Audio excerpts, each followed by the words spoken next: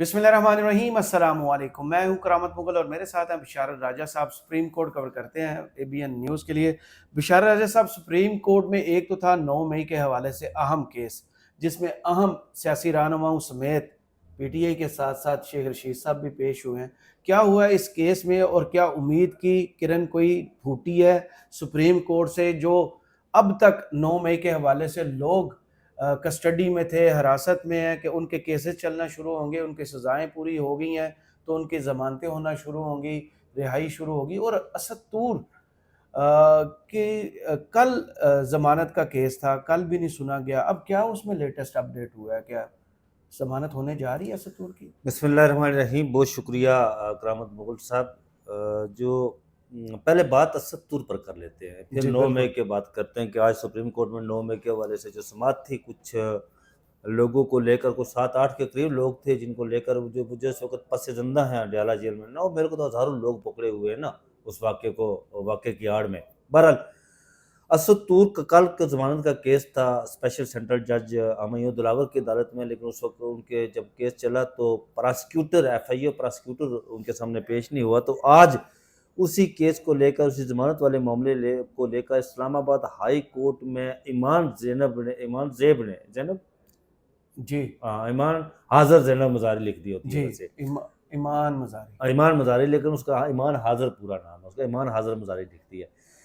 ईमान मज़ारी ने Islamabad high court में दरख्वास्त दायर की हुई थी, जिस पर आज इस्लामाबाद हाई कोर्ट के चीफ जस्टिस का उमर फारूक मैं अमर फारूक कहता हूँ, अमर फारूक नहीं, आमर फारूक, अलिफ लाम मीम रे नहीं, आइन अलफ मीम रे, आमर फारूक।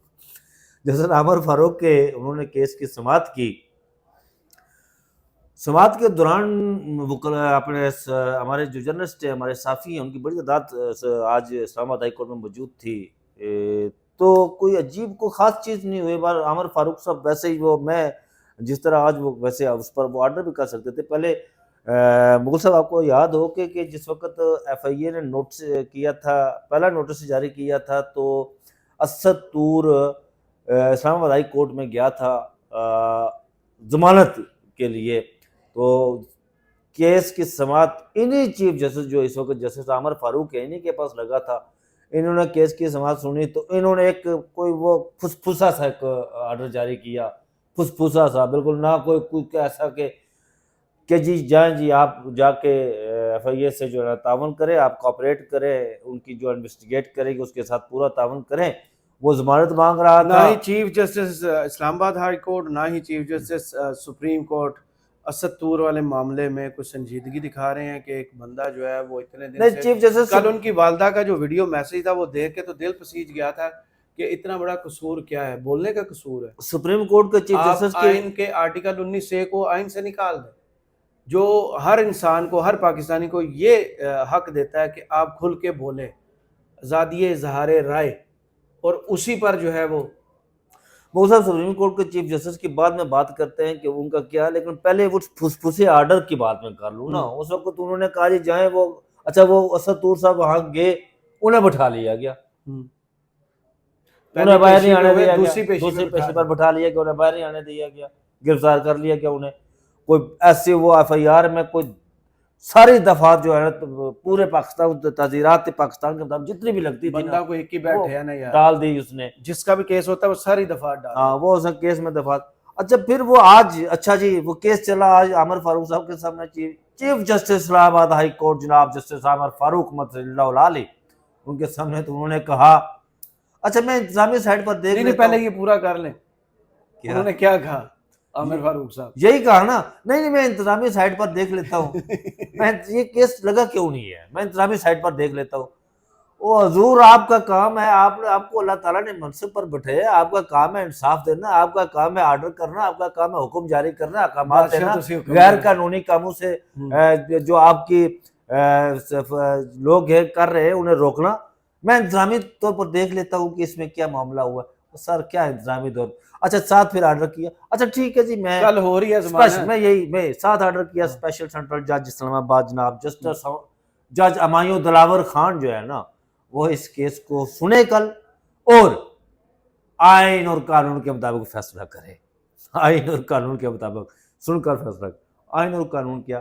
کل جو جس طرح آپ نے بات کی اسد طور کی والدہ کے والے سے، وہ بیان جو انہوں نے رات کو ویڈیو پہ اپلوڈ کیا، اس بیان کو دل انسان کا دہل جاتا ہے اس بیان کو سن کر. میں تو سن ہی نہیں سکا، مجھے اسناد ملک صاحب نے وہ بھیجا لیکن میں نے سن نہیں سکا، میں نے اس پر ٹویٹ کیا. بہرحال یہ ہے جی کہ انہوں نے چیف جسٹس قاضی فائز عیسیٰ صاحب سے انہوں نے مطلب فریاد کی کہ میری داد رسی کریں. حضور والا میں جب وہ رات کو انہوں نے بیان وہ جاری کیا تو میں نے بیان سنا نہیں، لیکن میں اس وقت سوچ میں پڑ گیا بہت تھا. سادہ خاتون ہے. پچھلی مرتبہ بھی جب وہ ہائی کورٹ آئی تھیں تو انہوں نے یہی ماں جی نے کہا تھا کہ میرے بیٹے سے اگر غلطی ہو گئی ہے، چلے میں مانتی ہوں ان سے غلطی ہو گیا، معاف کر دیں، اتنا تک تو کہہ. لیکن مغل صاحب میں جب وہ مجھے اسناد ملک صاحب نے وہ ویڈیو کلپ بھیجا تو یقین کریں میں نے بیان سنا نہیں، لیکن جس وقت میں نے بیان دیکھا تو مجھے قرون اولیٰ کے جو منصف اعظم تھے وہ یاد آ گئے.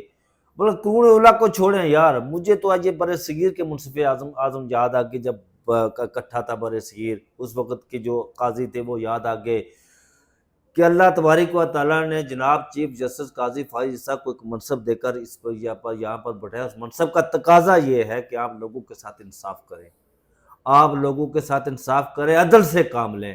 عدل سے کام یہ لینا نہیں ہے حضور کہ اگر آپ کے سامنے پیش کیا جائے کوئی مدعا آئے تو آپ کہیں نہیں ہمارے سامنے یہ مدعا نہ رکھے ہمارے. اچھا ایک عجیب و غریب قسم کی بات ہے مغل صاحب، میں سپریم کورٹ جاتا ہوں نا تو زیادہ تر میرا ٹائم جو ہے نا وہ بینچ نمبر 1 ہی میں گزرتا ہے.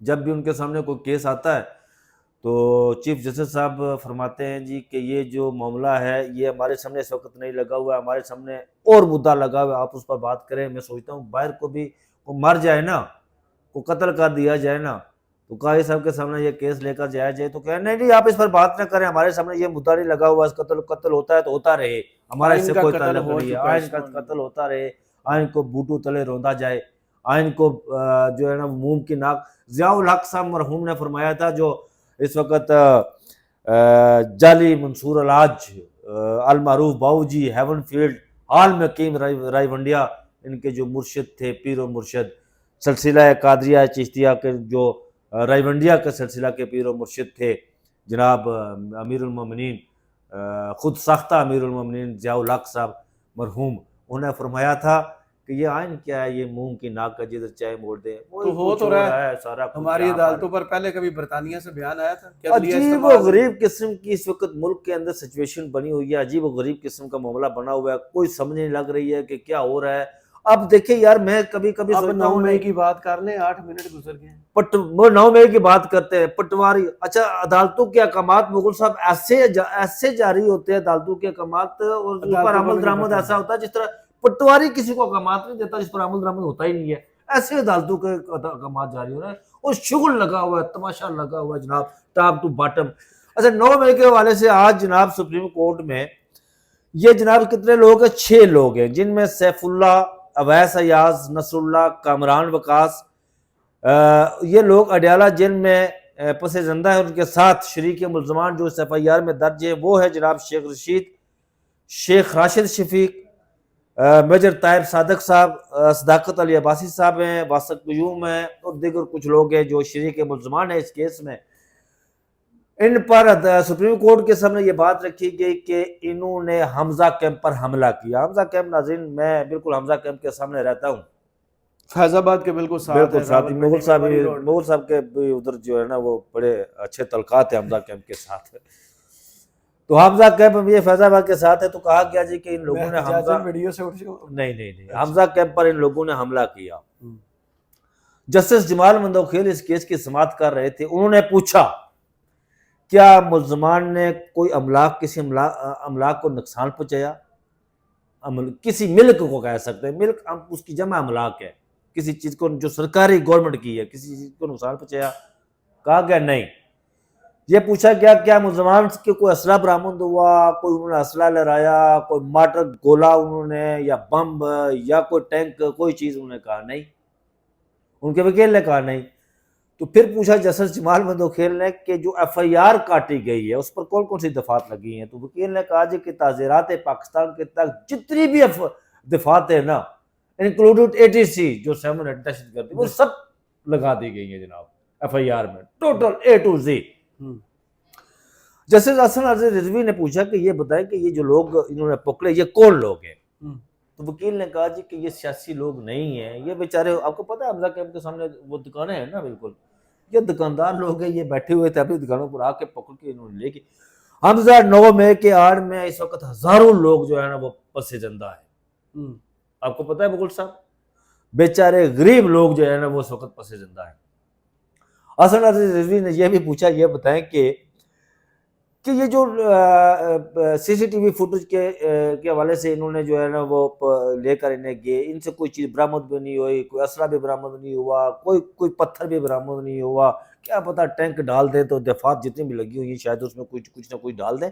مجھے یاد آ رہا ہے واقعہ کہ واقعہ اسی سے ریلیونسی ہے کہ کچھ بھی کرنا چاہے نا، یہ پٹری سے اترنے والی بات نہیں ہے مغل صاحب. یار اچھا بھلا میں غور سے آپ کو سن رہا تھا. یہ اسی سے ریلیونسی ہے کہ پاکستان کے جو سابق وزیر اعظم ہیں ذوالفقار بھٹو، استاد دامن، ایک لاہوری استاد دامن بڑے مشہور شاعر گزرے ہیں پنجابی کے، بہت مشہور شاعر، وہ تنقید کرتے ہوتے تھے اس پر ذوالفقار علی بھٹو پہ، جو جمہوری وزیر اعظم جنہیں کہا گیا کہ وہ یہی کہا جاتا ہے نا پاکستان کے پہلے جمہوری وزیر اعظم، اس میں کوئی دو رائے بھی نہیں ہے کہ وہ پاکستان کے پہلے جمہوری وزیر اعظم ہیں. لیکن اگر تاریخ پڑھی جائے، ہسٹری پڑھی جائے تو ان کے کچھ اور بھی پرتیں سامنے آتی ہیں جو پوشیدہ تھی. ایک تو میں اس بات سے واقعہ رہ گیا نا، نہیں واقعہ میں اسی واقعے کی طرف جا رہا ہوں. بھٹو پہ کون کر رہا ہے ویڈیو؟ بھٹو پہ نہیں، یہ جو بات ہے نا کہ دفعات کون سی ڈالی گئی، میں اس FIR کی بات کر رہا ہوں، یہ اسی سے ریلیونسی ہے. صحیح. انہوں نے یہ کیا جی کہ انہوں نے تنقید کی استاد دامن نے بھٹو پہ، صحیح. تو ان کے کانوں پہ یہ بڑی گراں گزری ان کی سماعتوں پہ، بھٹو کے سماعتوں پہ. انہوں نے کہا اپنے جتنے بھی ہرکارے تھے انہیں کہا کہ جاؤ جی. وہ استاد دامن کہا جاتا ہے کہ ان کا چھوٹا سا کمرہ تھا، وہ ایک طرف ان کے نیچے وہ بستر بچھایا ہوا تھا، کتابیں تھیں ان کے پاس، اس کے علاوہ کچھ بھی نہیں تھا. تو ان کے کمرے میں بم برآمدگی کا استاد دامن پر جو ہے نا وہ مقدمہ بنا کر انہیں پس زندہ کر دیا گیا. یہ جو بادشاہ ہوتے ہیں نا جن کی سماعتوں پر بم سیدھا اس پر پا دیا جناب، وہ استاد دامن پر ڈال دیا. اس نے ایک شعر بھی کہا تھا استاد دامن کا، معذرت کے ساتھ وہ مجھے شعر یاد نہیں ہے، لیکن اس پر سیدھا بم ڈال کے انہیں جو ہے نا وہ پس زندہ کر دیا. میں بات کر رہا تھا، ہماری ہسٹری ایسی ہے، میں بات کر رہا تھا FIR کے حوالے سے کہ یہ جو FIR ہوئی ہے اس میں وہ وکیل نے بتایا کہ تمام جتنی بھی دفاعتی تعزیرات پاکستان کے وہ تمام ڈال دی گئی ہیں، کوئی ایک سنگل ون بھی نہیں چھوڑی، ایون جو آپ کی دہشت گردی کی دفعات ہیں نا وہ بھی ڈال دی. ایک بات میں آپ کو بتاؤں کہ منافقت کے حوالے سے جو بات کرتے ہیں، منافقت مغل صاحب، منافقت جو ہے یہ حیوانات سے بھی بدتر جو ہے نا وہ کرتے ہیں لوگ. منافقت یہ حیوان بھی نہیں کرتے منافقت. یہ پتہ نہیں کون سے لوگ ہیں جو منافقت کرتے ہیں، ہمیں پتہ ہے، ان کا نام نہ لے دینا. ہاں میں نام نہیں لیتا ان کا، لیکن یہ ہے کہ پھر اس پر جسٹس جمال مندوخیل نے کہا جی کہ پنجاب حکومت سے انہوں نے کہا کہ آپ رپورٹ دیں ہمیں. یہ مغل صاحب جس طرح پاکستان کے سابق وزیر اعظم بانی PTI کے چیئرمین جناب عمران احمد خان نیازی، میں وہی کہہ رہا ہوں نا، بانی نہیں کہتا میں، عمران احمد خان نیازی، جس طرح یہ بار بار اس کا مطالبہ کر رہے ہیں نا کہ 9 مئی کے حوالے سے وہ کہہ رہے ہیں کہ کمیشن بنایا جائے تاکہ اس میں وہ پوچھتے فیصلہ ہونا آگے جانا ہے. مغل صاحب وہ پوچھتے اس کا بینیفیشری کون، سیدھی سی بات ہے یار، اس کا بینیفیشری کون تھا، آگے جانا ہے یا پیچھے جانا، کیا کرنا ہے. اس پر جوڈیشل کمیشن بننا چاہیے. اگر جوڈیشل کمیشن بن گیا مغل صاحب تو پھر 9 مئی میں وہ لوگ اندر ہوں گے جو آج بڑی 9 گز جن کی زبانیں گھٹنوں سے لگ کر وہ جو ہے نا وہ باتیں کر رہے ہیں، وہ لوگ. فیصلہ کو ہوا کہ پوسٹ پون ہو گیا. کون سا کیس؟ نہیں، یہ انہوں نے اگلے ایک ہفتے کے لیے ملتوی کر دیا گیا اور رپورٹ طلب کی ہے پنجاب حکومت سے کہ ہمیں رپورٹ دے اس پر، سالڈ قسم کی رپورٹ، یہ ہوائی رپورٹ. پنجاب میں حکومت کس کی؟ اب پنجاب میں حکومت کی محکمہ داخلہ وہ جس نے ملاقاتوں پر تھریٹ الرٹ جاری کر کے عمران خان سے ملاقات. پنجاب میں حکومت کس کی ہے؟ محترم المقام جناب نواز شریف صاحب کی. کون سے نواز شریف صاحب؟ ਤੁਹਾਡਾ ਮੈਂ ਨਾ मुगल साहब ये ना कहे पंजाब में के बाद हुकूमत आपको नवाज याद शरीफ करूं की नहीं है, मरियम नवाज की नहीं है, पंजाब में हुकूमत शहबाज शरीफ की नहीं है, किसी की नहीं है, पंजाब में उनकी हुकूमत है जिन्होंने ने लाया, वो जानते हैं कि किन्होंने लाया। मैं जमहूरी माइंड का बंदा, मैं अपनी वीडियो में हमेशा कहता हूँ कि मुझे अभी भी इस मुल्क के कानून, इस मुल्क के आइन पर पूरा यकीन है। चलें कुछ लोग इस्तेमाल कर रहे हैं लेकिन यकीन इसी पर रख सकते हैं, इसके अलावा ऑप्शन आपके पास नहीं है। बहुत शुक्रिया बशार राजा साहब आपके वक्त का। कमेंट्स बॉक्स में ज़रूर बताइए वीडियो आपको कैसी लगी। इजाज़त दीजिए, अल्लाह हाफ़िज़।